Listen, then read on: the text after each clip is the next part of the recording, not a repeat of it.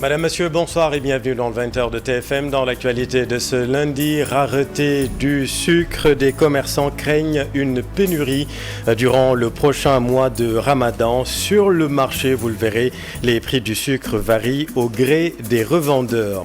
Dans le Nord, c'est le prix de l'huile qui donne des sueurs froides aux consommateurs. Le bidon de 20 litres est passé de 19 500 à 23 000 francs CFA. Reportage à suivre. Et puis, 3 ans ferme pour 3 membres de la garde rapprochée de Sams Kadou. La défense promet d'interjeter appel dès lundi prochain. 60 mises en cause ont été relaxées. Reportage à suivre. Et puis, notre invité dans Soir d'Info, la suite, l'homme de l'appel du 5 janvier 2025. Serigne Mbaye Thiam, ancien ministre de l'eau et de l'assainissement, membre du PS. Il appelle à une évaluation sans complaisance du Parti socialiste. Serigne Mbaye Thiam veut insuffler une nouvelle énergie, un nouvel élan au PS. On va en parler. Nous parlons également de l'actualité politique et économique, le budget 2025 et la feuille de route du gouvernement actuel. Voilà pour les titres et tout de suite le développement.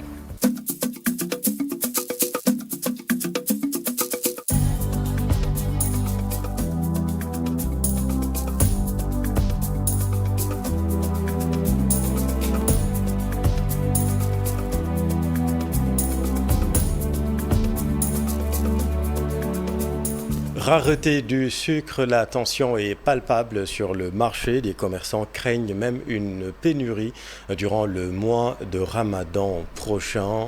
Reportage Pape Faranig. La décision de l'État de baisser quelques prix des denrées de première nécessité n'a pas tenu longtemps. Par un communiqué, l'Association nationale des boutiquiers du Sénégal a annoncé des augmentations des prix du sucre et de l'huile. Et pourtant, sont des prix homologués. Les prix sont déjà en hausse depuis longtemps, même si c'est le marché noir. Pour le sucre, certains magasins vendent jusqu'à 29 500, car c'est un prix homologué. On ne doit pas l'augmenter et c'est une denrée rare actuellement. Pour l'huile, on est à 25 500 francs et le prix normal ne doit pas dépasser 19 000. D'après les infos, l'huile est chère maintenant. Ce sont les autorités qui doivent sortir et parler avec les Sénégalais car le prix du lait c'est à 1000 francs. C'est un prix homologué. Le secrétaire exécutif de l'UNECOA Yessal confirme cette hausse. Il estime que si rien n'est fait, on peut vivre une pénurie de sucre dans le mois béni de Ramadan. Ce qui est sûr, la hausse n'est pas si grave. C'est seulement le sucre qui est devenu rare sur le marché. On constate aussi une hausse sur le prix de l'huile, mais le gouvernement a fait des prix conseillés et je suis membre de la commission. Chaque mois, je fais des vérifications. Mais si on n'ouvre pas l'importation, on aura une pénurie de sucre dans le mois de Ramadan.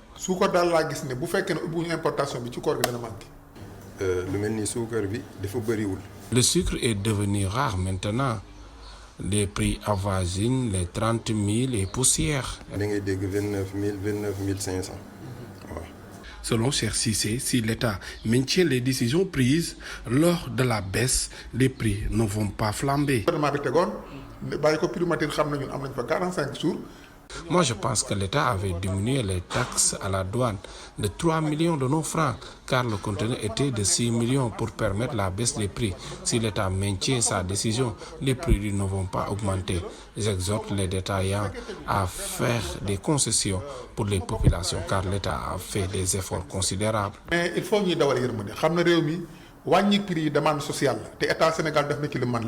Au-delà du sucre et de l'huile, les prix du café, du lait et autres denrées ont connu une hausse à cause des taxes appliquées sur ces produits ou bien la hausse du dollar. Dans le Nord, c'est le prix de l'huile qui donne des sueurs froides aux consommateurs. Le bidon de 20 litres est passé de 19 500 à 23 000 francs CFA, comme vous allez le voir dans ce reportage de Ali Bandignac. C'est une véritable mauvaise nouvelle pour les pères de famille. Le prix de l'huile a sensiblement flambé dans la région de Matam.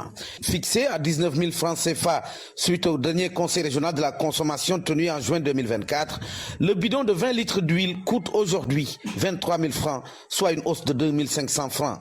On tourne au niveau du marché central de Ourossogui où les commerçants peinent à justifier cette flambée du prix de l'huile. loolu ñun moom dañuy da ngay xëy rek ñun la diw bu yokku na te doo maanaam doo am benn justification buy waral ni maanaam diw bu yokku na maanaam ñun duñ ci xam dara quoi. Ici, nous ne maîtrisons rien. On se réveille un bon jour, on nous dit que les prix ont haussé ou bien les prix ont diminué. Mais il faut constater que cette hausse, véritablement, c'est une hausse très très sensible. Parce que nous, les grossistes, nous obtenons ce bidon de 20 litres aujourd'hui à 22 000. Les demi-détaillants le vendent à 22 500 et d'autres jusqu'à 23 000. C'est une situation véritablement inédite. Et nous invitons les nouvelles autorités à beaucoup revoir le marché. Et on est à moins de 2 mois du mois de Ramadan. Et nous avons constaté des manquements, surtout par rapport au sucre. Il faut que l'État regarde le stock de la CSS. Si il n'y a pas de disponibilité, qu'il commence à ouvrir le port pour que nos commerçants importateurs puissent amener le sucre. Et l'autre chose que nous voulons faire relever, c'est l'absence du nouveau ministre du Commerce. Depuis que ce ministre est nommé, il n'a jamais mis les pieds dans la région de Matam.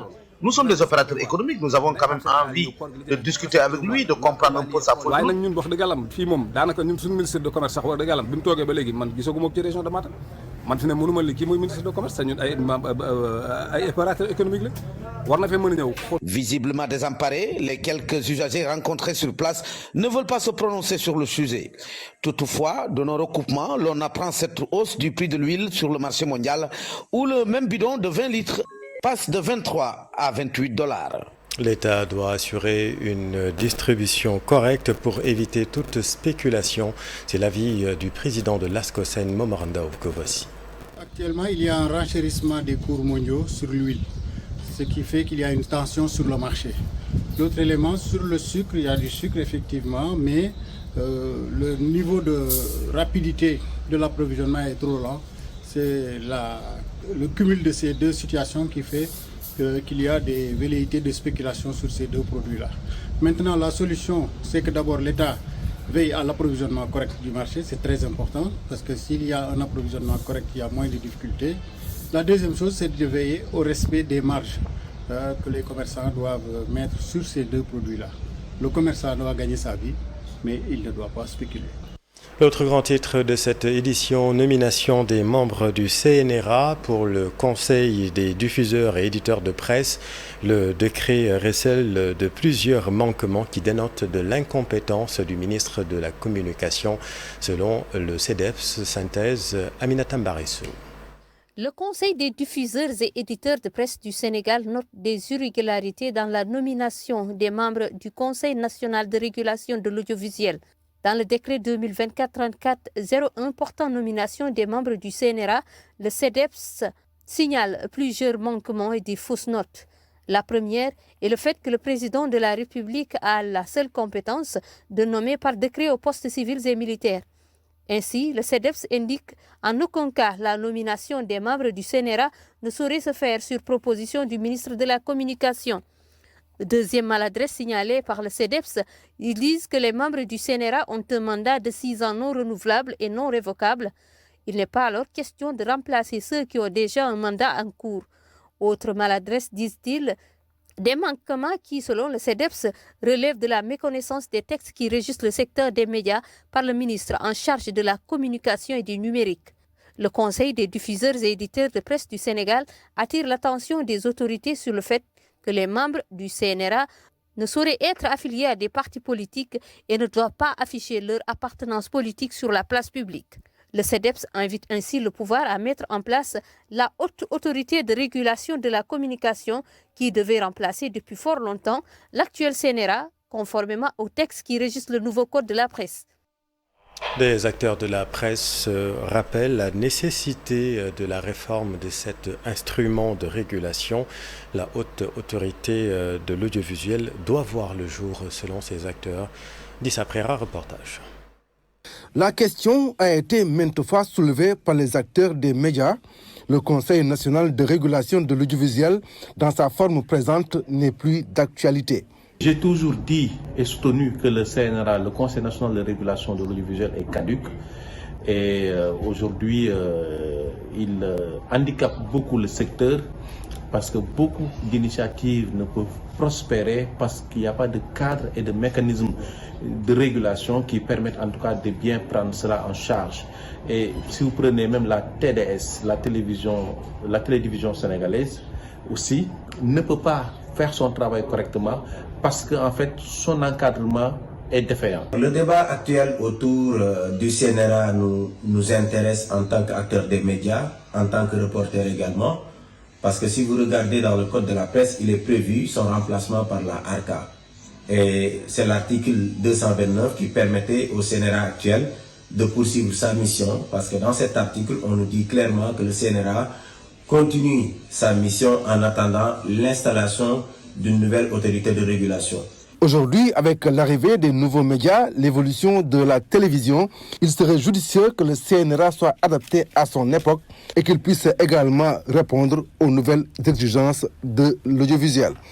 Et d'ailleurs, l'article 94 que le ministère veut utiliser pour, disons, réguler notre secteur, surtout le domaine numérique, ne peut pas se faire tant que le CNRA n'est pas mis à jour. Donc pour vous dire qu'en fait, dans le code, il y a beaucoup de dispositions qui ne peuvent pas s'appliquer parce qu'en fait, le CNRA est caduc, le CNRA n'a pas les mécanismes et n'a pas les dispositifs juridiques et réglementaires nécessaires pour pouvoir faire son travail.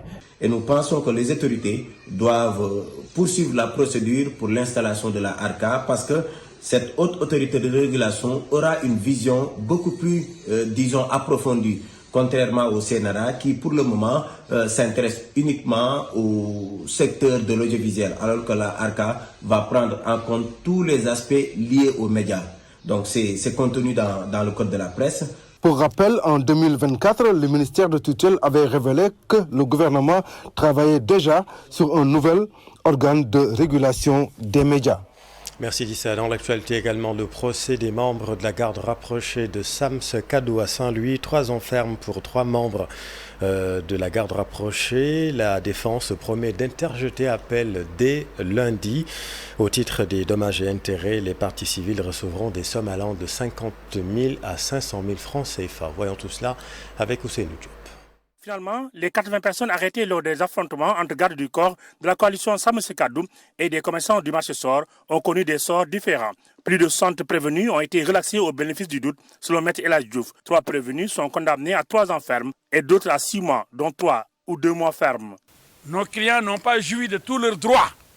Maintenant, pour le reste, il y a eu des relax. Peut-être une trentaine. Il y a des condamnations, 3 pour 3 ans, ferme. Pour l'avocat de la défense, Maître El Hadji Diouf, c'est une décision injuste. Dessus. Mais nous ne sommes pas surpris. Nos clients sont totalement innocents. Et nous avons soulevé une exception tout à fait au début. L'article 5 du règlement 5 de l'UEMOA dit que les avocats... L'avocat de la défense compte aussi interjeter appel. Qui n'ont rien fait. Mais nous allons interjeter appel immédiatement. D'abord sur l'exception qui aurait dû être reçue parce qu'elle est valable. Les gosses n'ont pas été assistés par un avocat dès leur interpellation, comme le veut l'article 5, règlement 5 de l'UEMOA. Bassirou Diop, l'un des prévenus, est décédé récemment en prison. Après le verdict, Maître El Hadji Diouf a dénoncé le silence des droits de l'homiste. Sur l'international, non, la France n'est pas en recul en Afrique, c'est son président qui le dit. Pour Emmanuel Macron, c'est une étape dans un partenariat qui lie la France à des pays africains. Le voici. Non, la France n'est pas en recul en Afrique. Elle est simplement lucide, elle se réorganise. Je dis ça parce que quand je lis une bonne partie de notre presse et beaucoup de commentaires, les gens, regardant avec les lunettes d'hier, disent c'est terrible, l'Afrique, on est en train de disparaître. Non, on a choisi de bouger en Afrique. On a choisi de bouger parce qu'il fallait bouger. On a regardé notre relation passée, mémorielle, culturelle, on la factualise, on l'assume, on se dit la vérité. Mais on ne cède rien à la désinformation et aux ingérences. 2, nous avions une relation sécuritaire. Elle était de 2 natures en vérité. Il y a une partie, c'était notre engagement contre le terrorisme depuis 2013. On avait raison. Je crois qu'on a oublié de nous dire merci. C'est pas grave, ça viendra avec le temps. L'ingratitude, je suis bien placé pour le savoir, c'est une maladie non transmissible à l'homme. Mais je le dis pour tous les gouvernants africains qui n'ont pas eu le courage, vis-à-vis de leurs opinions publiques, de le porter, aucun d'entre eux ne serait aujourd'hui avec un pays souverain si l'armée française ne s'était pas déployée dans cette région. Et j'ai une pensée émue pour nos soldats qui, parfois, ont donné leur vie et pendant des années se sont battus. Nous avons bien fait. On est parti parce qu'il y a eu des coups d'État, parce qu'on était là à la demande d'États souverains qui avaient demandé à la France de venir. À partir du moment où il y a eu des coups d'État, où les gens ont dit « notre priorité, c'est plus la lutte contre le terrorisme, c'est ceci ou cela qu'importe », la France n'y avait plus sa place, parce que nous ne sommes pas les supplétifs de putschistes. Donc on est parti. Le président français, lors de la conférence des ambassadrices et ambassadeurs français, élément signé le journal Le Monde. Et puis un mot de sport, le Sénégal est qualifié à toutes les compétitions continentales de football et il compte conserver les 5 trophées et en ajouter d'autres. Voici le directeur technique Maya Silmar avec Chersali Boudjara. Pour l'équipe nationale féminine a également aussi essayé donc également de gagner cette CAN-là. Nous n'avons pas encore gagné. Et pour conserver le titre, il faut forcément qu'on s'organise. Parce qu'il faut une bonne organisation. Mais ensuite, surtout, préparer un planning de préparation pour chacune de nos équipes en direction de ces dates. Nous avons les dates des compétitions, mais qui ne sont pas encore confirmées, bien sûr, sauf peut-être pour le CHAN qui va démarrer le 1er février. Et nous allons effectivement, avec les entraîneurs, dresser un plan de préparation pour chacune des équipes, avec les stages que nous faisons régulièrement, mais surtout avoir des tournois et des matchs amicaux. Parce qu'en fait, il nous faut mettre effectivement les moyens. Et le président m'a demandé qu'il mettra tous les moyens, effectivement, pour faire une bonne préparation pour nos équipes. Parce qu'en fait, nous avons envie de perpétuer également les résultats que nous avons eus. Nous avons déjà envoyé des courriers à certaines équipes pour jouer les matchs amicaux. Mais comme j'ai dit, je ne veux pas anticiper un peu sur la préparation, mais je pense que c'est sûr que nous aurons peut-être un tournoi avant, ou bien en tout cas des matchs amicaux. C'est la fin de cette édition. Merci infiniment de l'avoir suivi. Je vous retrouve dans un tout petit instant pour Soir d'Info, la suite avec Monsieur le ministre Serine Baïkam. A tout de suite.